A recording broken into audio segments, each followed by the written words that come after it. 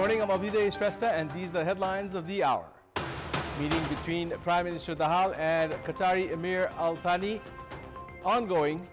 6 agreements to be signed between Nepal and Qatar today. Labor agreement fails to materialize. Reconstruction works still not complete even after a lapse of 9 years since the Gorkha earthquake.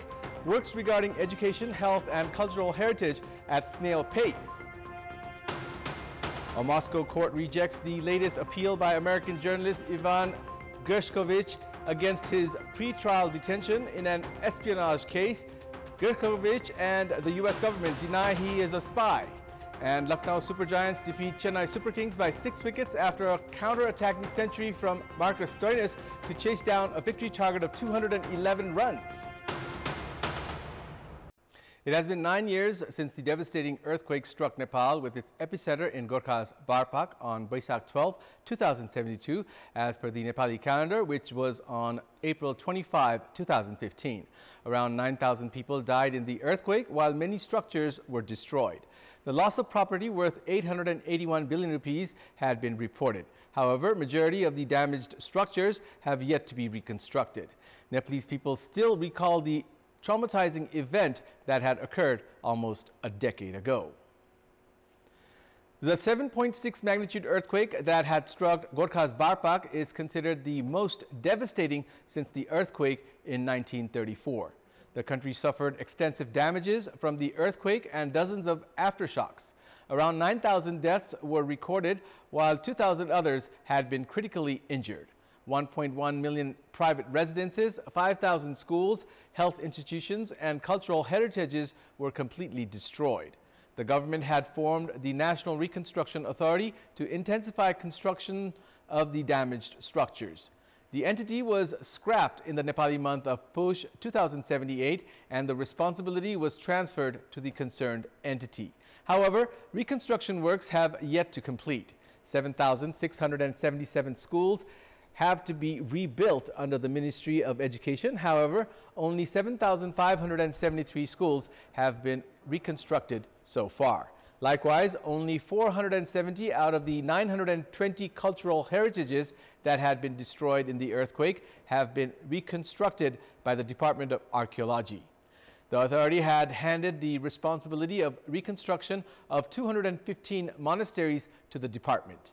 However, construction works of 200 monasteries have yet to begin. According to the Department of Urban Development and Building Construction, 90% of private residences have been reconstructed. Although restoration of government buildings have been prioritized, construction of schools, health institutions, and cultural heritages have been at a snail pace. Nepal is the 11th most earthquake-prone country in the world. Experts have also pointed out the threat of another devastating earthquake in the future.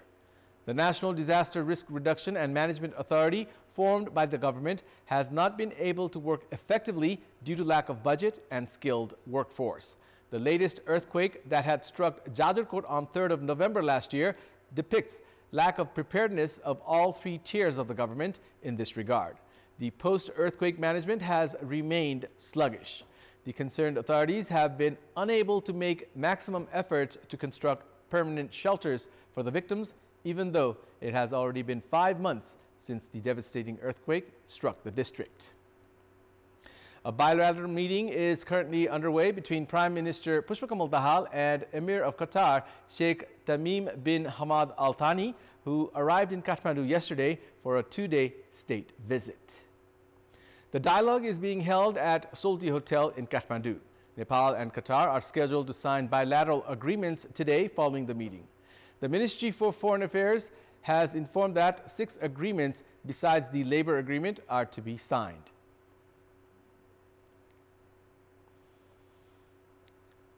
We will now take you to the live coverage of the meeting between Prime Minister Pushpakamal Dahal and the Emir of Qatar, Sheikh Tamim bin Hamad Al Thani, who arrived in Kathmandu yesterday for a 2-day state visit. Of the state. हस्ताक्षरका लागि डायसमा पाल्न हुन His Excellency Mr. Sultan bin Saad Al Muraihi, the State Minister for Foreign Affairs of the State of Qatar, तथा कानून न्याय तथा संसदीय संसदीय मामिला मन्त्री माननीय श्री पदम गिरिज्यूमा सादर अनुरोध गर्न चाहन्छु।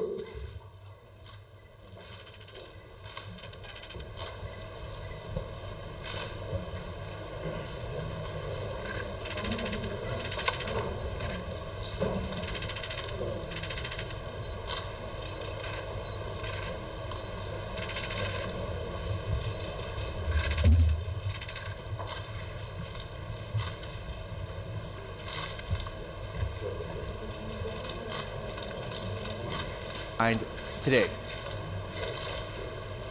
Agreements that are being signed are related to youth and sports and scientific research. Likewise, agreements will be signed for partnership on issues related to art, culture, and education.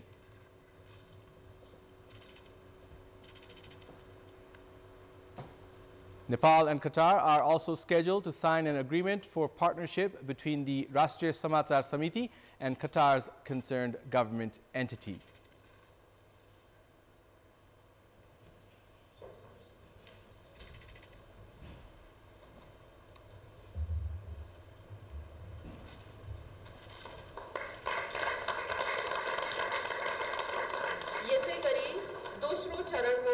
Memorandum of Understanding and Cooperation in the field of youth and sports between the Government of Nepal and the Government of the State of Qatar. Memorandum of Understanding for Cooperation between the Office of the Attorney General of Nepal and the Public Prosecution of the State of Qatar. Memorandum of Understanding on Cooperation in the field of diplomatic training and education between the Institute of Foreign Affairs of the Government of Nepal and the Diplomatic Institute of the Ministry of Foreign Affairs of the State of Qatar मा हस्ताक्षर हुँदैछ। مذكرة تفاهم للتعاون في مجال الشباب والرياضة بين حكومة دولة قطر وحكومة النيبال، كما يتم التوقيع على مذكرة تفاهم للتعاون بين النيابة العامة بدولة قطر ومكتب النائب العام بالنيبال، ويتم التوقيع على مذكرة تفاهم بشأن التعاون في مجال التدريب والتعليم الدبلوماسي بين المعهد الدبلوماسي التابع لوزارة الخارجية في دولة قطر ومعهد الشؤون الخارجية IFA في النيبال. يوقع من الجانب القطري سعادة السيد سلطان بن سعد المريخي وزير الدولة للشؤون الخارجية وسعادة السيد بادان جيري وزير القانون والعدل والشؤون البرلمانية لنيبال. हाम्रो दुई मुलुक बीचको न्याय तथा मित्रवत सम्बन्ध थप सघन तथा घनिष्ठ बन्ने हाम्रो दुवै पक्षको विश्वास रहेको छ। माननीय मन्त्रीज्यूहरूलाई धन्यवाद प्रकट गर्न चाहन्छु। हस्ताक्षर कार्यक्रम विटनेस गर्न पाल्नु भएकोमा कतारका मौसुफ र सम्माननीय प्रधानमन्त्रीज्यू समक्ष सादर आभार प्रकट गर्न चाहन्छु। यसैगरी माननीय मन्त्रीज्यूहरूमा पुनः धन्यवाद प्रकट गर्दै निवेदन गर्न चाहन्छु कि यस अवसरमा हामी निजी क्षेत्र सम्बन्धित कतार चेम्बर अफ कमर्स र नेपाल उद्योग वाणिज्य महासंघ बीच दुईवटा समझदारी पत्रमा समेत आज हस्ताक्षर गर्दैछौँ। यसका लागि हिज एक्सलेन्सी शेख खलिफा बिन जासिम एल थानी चेयरमैन अफ कतार चेम्बर तथा नेपाल उद्योग वाणिज्य महासंघका अध्यक्ष श्री चन्द्र प्रसाद ढकालज्यूलाई डायसमा आमन्त्रण गर्न चाहन्छु। يتم التوقيع على تجديد مذكرة التفاهم الموقعة بين غرفة قطر واتحاد غرفة التجارة النيبالي واتفاقية تأسيس مجال أعمال مشتركة بين غرفة قطر واتحاد غرفة التجارة النيبالي يوقعها من الجانب القطري سعادة الشيخ خليفة بن جاسم الثاني رئيس غرفة التجارة وصناعة قطر، ويوقعها من الجانب النيبالي سعادة السيد شاندرا براسات دهكال رئيس غرفة التجارة والصناعة في نيبال.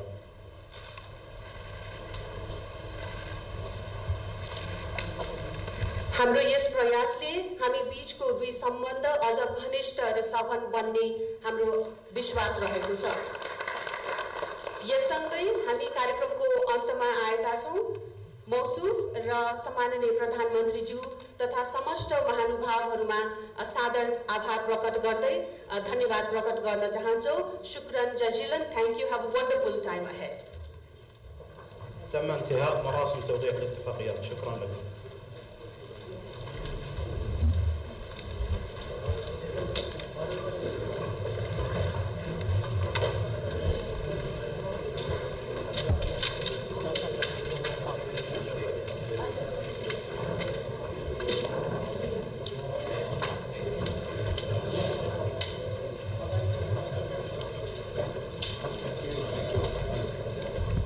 That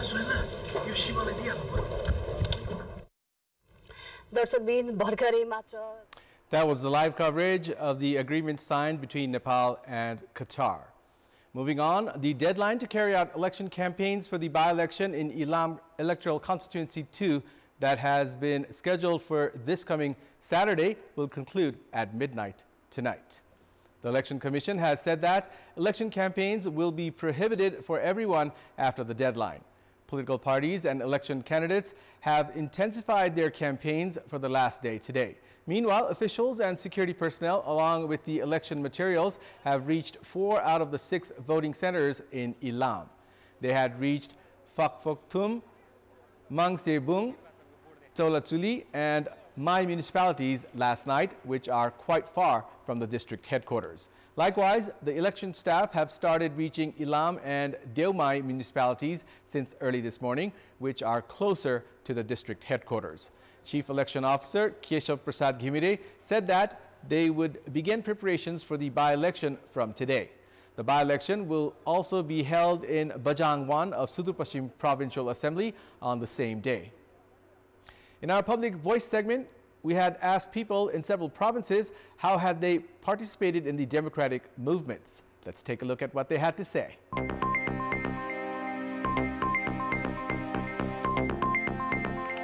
तानसेन पाल्पामै रहेर त्यो आन्दोलन भएका प्रत्येक दिन हामी सहभागी भएका थियौं। त्यतिबेला काठमाडौँ गएर पनि म आन्दोलनमा सहभागी भएँ। विभिन्न क्षेत्रबाट विभिन्न नेताहरू सहभागी भए जस्तै म त्यतिबेला वीरेन्द्रनगरमा सहभागी थिएँ। दैनिक रूपमा तानसेन बजारमै आएर आन्दोलनमा सहभागी भइयो। आन्दोलन गर्न हिँडियो।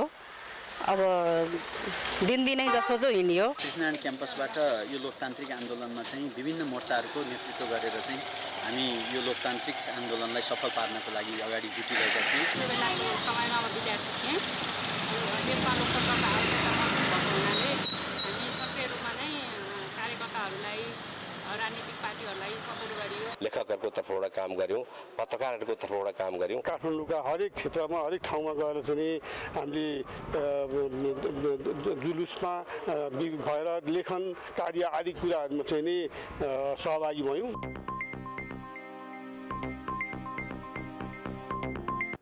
The government has been making preparations for the upcoming investment summit. However, favorable environment has not been created for industries established under international investment. Wasin Cement that is being operated in Talti of Benighat Rorang Rural Municipality of Dharing under the partnership with Chinese investors was constructed in January 2020 and began production from August 29, 2022. With the establishment of the cement factory near the Chepang settlement, works of infrastructure development have intensified in the area. The factory that had been set up at an investment of 21 billion rupees has expanded road connectivity and created employment opportunities. Around 400 laborers are currently employed in the cement factory. Apart from this, the factory has been contributing to generate employment opportunities in the surrounding areas and to become self-employed as well. The factory has the capacity of producing 3,000 metric tons of cement. However, production has been limited to 1,400 to 1,500 metric tons. Due to this, investors do not seem enthused. Locals have suggested the government to create a favorable environment and ensure market for the cement factory to operate in full-fledged. There is a general call on the authorities to not only attract big investors, but also to ensure a business-friendly environment for them. It's now time for our segment Public Pulse, where you text us with your opinion. Public Pulse. Here's the question. What kind of projects should the government prioritize to generate employment at a large scale? Your options are A, agriculture-based, B, industries and factories, and C, services and tourism. The voting is on. Type NEWS, select your option A, B, or C, and send it to 34001 to share your opinion with us. And it's time now for the international updates.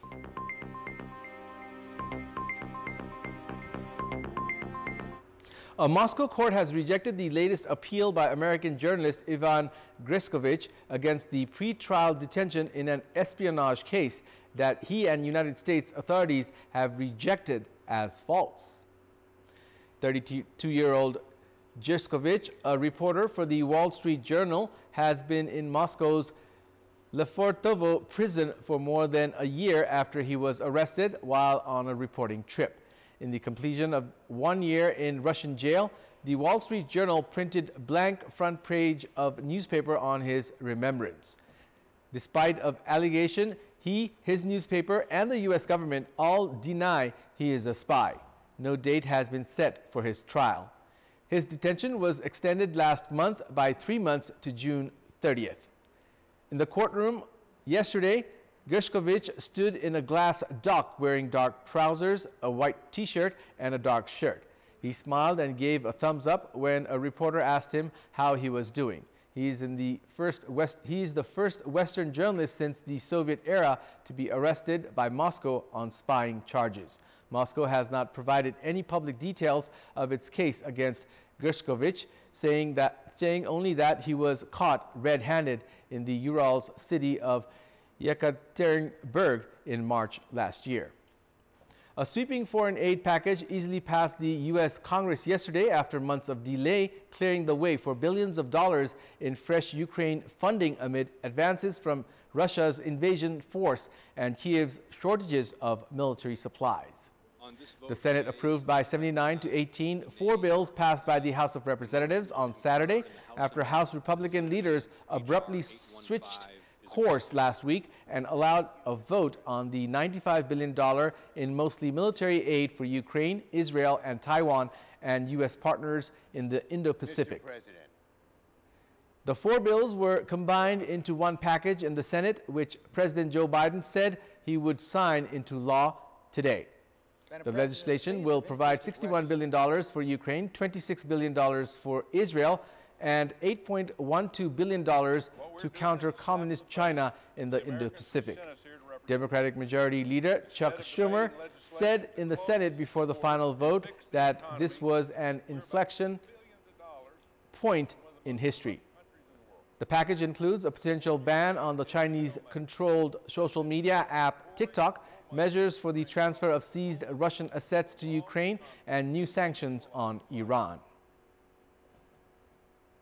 5 migrants, including a child, died in an attempt to cross the English Channel from France to Britain in an overcrowded small boat yesterday, hours after Britain passed a bill to deport asylum seekers to Rwanda in a move to deter the dangerous journeys. The deaths occurred when a boat carrying 112 people set out to cross one of the busiest shipping lanes in the world, and panic took hold among the passengers not far from the shore. Rescuers picked up 49 people, with 4 taken to hospital, but others stayed on the boat, determined to get to Britain. The boat had left from Wimereux, about 32 kilometers southwest of the French port of Calais. Tens of thousands of people have made the journey since 2018, and Britain has responded by spending 2 years trying to overcome opposition to a decisive policy to send asylum seekers to Rwanda, which it hopes will deter people from making the crossings. Before wrapping up, here's a look at the top stories once again. A bilateral meeting held between Prime Minister Dahal and Qatari Emir Al Thani this morning. Agreement signed between Nepal and Qatar. Labor agreement fails to materialize. Reconstruction works still not complete even after a lapse of 9 years since the Gorkha earthquake. Works regarding education, health, and cultural heritage at snail pace. A Moscow court rejects the latest appeal by American journalist Ivan Gershkovich against his pre-trial detention in an espionage case. Gershkovich and the U.S. government deny he is a spy. And Lucknow Super Giants defeat Chennai Super Kings by 6 wickets after a counter-attacking century from Marcus Stoinis to chase down a victory target of 211 runs. That's all for the moment. Thank you for watching. Have a good day.